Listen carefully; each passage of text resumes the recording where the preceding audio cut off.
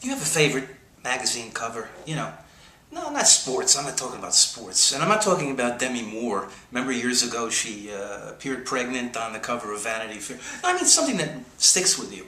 Well, I have a magazine cover that every time I think of it, it's humorous to me. Here's what it was.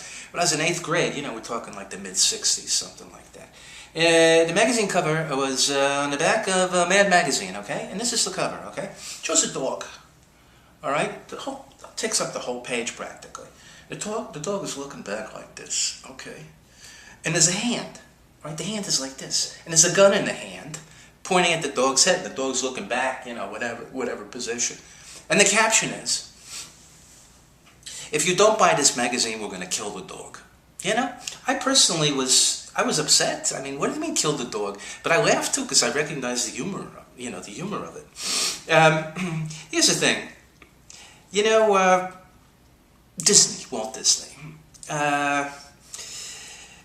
he created, you know, this empire, right? Okay. I mean, he's sitting at his desk, you know, he's contemplating, what the heck can I do with my life? You know, I can't work in that grocery store. I know my mother wants me to work in the grocery store. You know, I can't be a cruise director because I get sick on the water, you know. And meanwhile, he's over here, it's like his little stash, you know, it's his hashish, his marijuana, you know, maybe a couple of lines of cocaine. So he indulges in this little thing, and he sees a mouse run across the... That's it. Okay, yeah, that's it.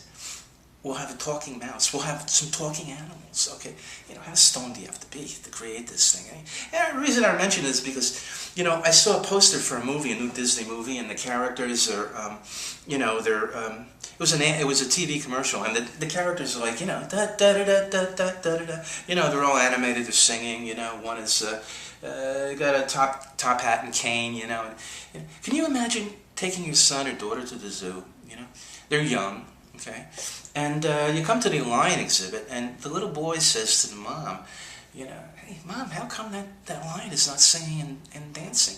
You know, where's the top hat?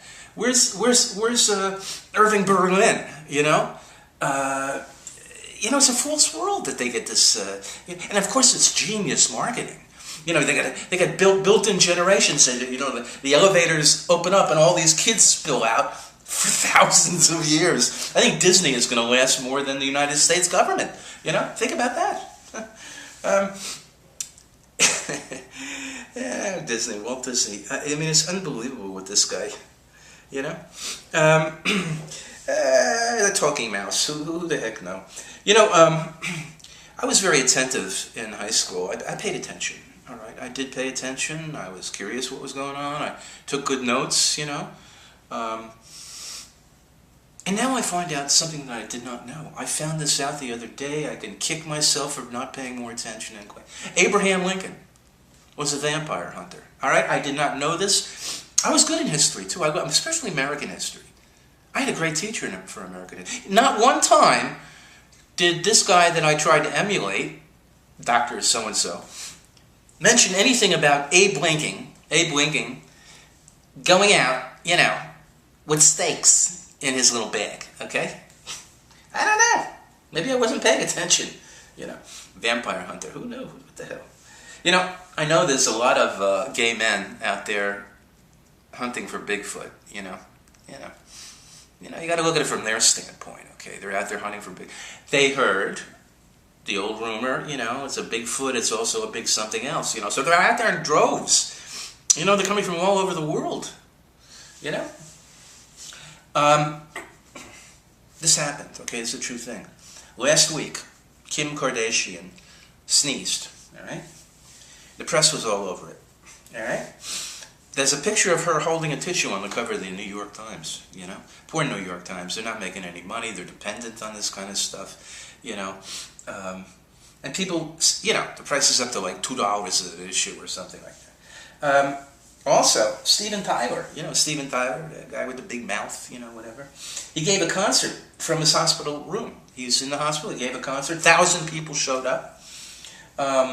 He was, you know, blah-blahing and in his singing. I mean, the thing is, some of these guys should just gently slip away, don't you think? I mean, you know, the best parody of that I've ever scene was I went to a Jethro Tull concert, and Ian Anderson, of course, comes out on the stage being wheeled by a nurse, and there's a hookup there, what do they call it, a drip, you know.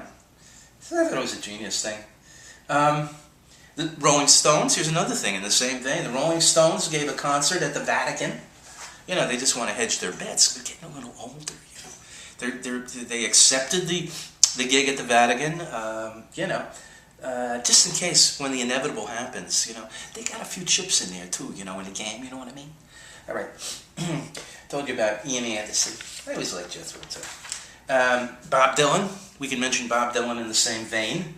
He was giving a concert for 12 million people at The Hague, of all places, oh no. And he slipped and fell into like this big bowl of pudding, all right? So now his head is in the pudding, but he's still giving the concert. You know, the musicians are still going. He lifts his head up, all right? It's dripping pudding. He's going. He keeps going. It's a wind-up thing, you know? I don't know why. I have no why. I have a brother that goes to see him every time he appears in New York. Paul Simon, in the same vein, declared himself the mayor of Alabama.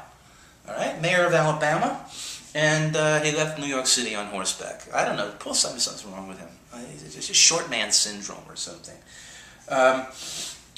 You know, you often, I mean, this is what I do. I often ask myself, is this person really listening to me? You know, I'm talking to somebody, you know, and their head's like this, or their head's in their newspaper, magazine, all over the place. You know, you can be sitting at a lunch counter in some dinette, all right, and you start talking to the guy next to you, and you say to him, "Well, I just climbed Mount McKinley naked." And the guy, you know, is looking at, "Oh yeah, is that true? You know, I just took a golf cart and climbed up the Empire State Building." Okay? Yeah, people don't listen. They don't. If you find somebody that listens to you, you know, and it's mutual, that's mutual. That's a good relationship. All right. Let's see. One last thing. Has anyone ever won a contest or a game with a chord? You know, a chord, like, you know, these chords. You know, they always win. I don't know what it is. They always win. You're never going to win when it comes to chords. They're going to outdo you every time, okay? You know, it's the damnedest thing. Same thing with saran wrap, all right? Have you ever won a battle against saran wrap? No. It'll defeat you every time. It shrinks up into this little thing, you know? It's a crazy thing. One other thing. Turned out Steve Jobs, 20 years ago, cloned himself. And he'll be back next Thursday, okay? You know, there was this author. His name was Vance Packard. Now, when I was in high school, mid-60s or so, you know, I had an English teacher who made us read Vance Packard's book. It was called Hidden Persuaders. And it's to this day, it's one of the most interesting books I've ever read, okay? In the book, Vance Packard, who was an advertising guy in New York, wrote this book. He talked about how advertisers will beat you, will get you, okay? And how they get you, they direct their advertising, not to your mind, but to your subconscious mind, all right? And in the book, there was maybe 150 examples of what he was talking about, all right? He showed pictures of advertisements from not newspapers, but magazines, you know, glossy type stuff, you know. And most of these advertisements, they had glasses of whiskey or, you know, gin or bourbon, you know, whatever, you know. And he demonstrated that if you turn it a certain way, you're going to see pictures in the ice cubes or in the glass. You know, those little bubbles are not there capriciously. They're there for a reason. And they're all the little pictures that are in the ice cubes, and they're there for a reason too. It's one of the most interesting books I ever read. See, and it's still, I know it still exists today, the same thing.